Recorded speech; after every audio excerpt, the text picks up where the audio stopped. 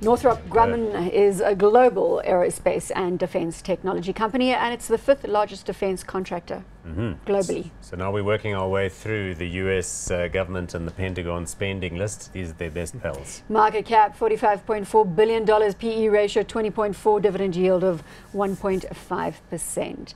Pretty much a similar scenario from a share price graph perspective. You're seeing it reflected in the share price performance of these various peers. I think this one in particular also focuses on aerospace and aircraft, and in particular very big bombers.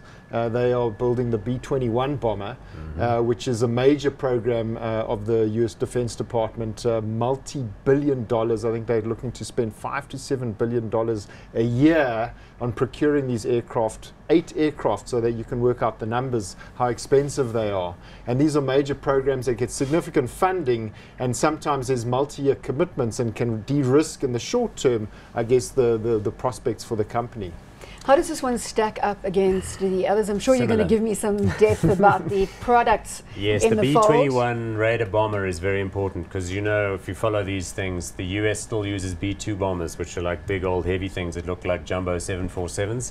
But the B-21 radar coverage is better. You know, they've got that night flight stealth bomber type effect. And, you know, long distance, you can't imagine. They park these things in the middle of the Atlantic Ocean and then strike somewhere at some point or another. They don't land on the aircraft carriers, they're too big.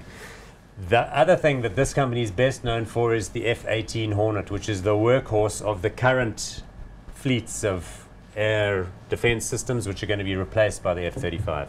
So that is a bit of an issue. Also a huge business in surveillance systems. When you say it's a bit of an issue, it means that that production line is going to come to an end effectively, indeed. and something else is going to come in. It's already in a sense being wound down, and the beneficiaries, as we discussed earlier, would be the new companies taking those contracts, which is Lockheed Martin. Rowan, is there anything to add?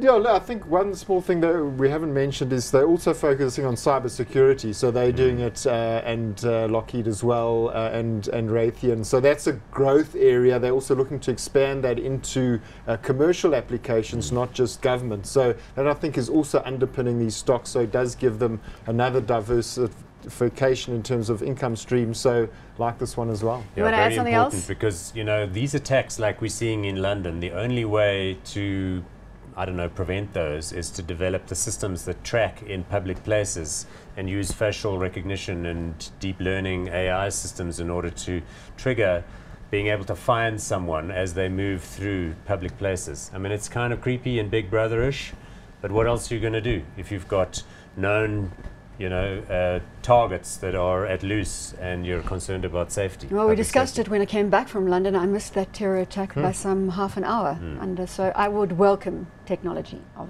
this nature. Hot or not? Yes, hot. You're hot. Paul, Look hot at or that not? share chart. Similar. Hot for sure.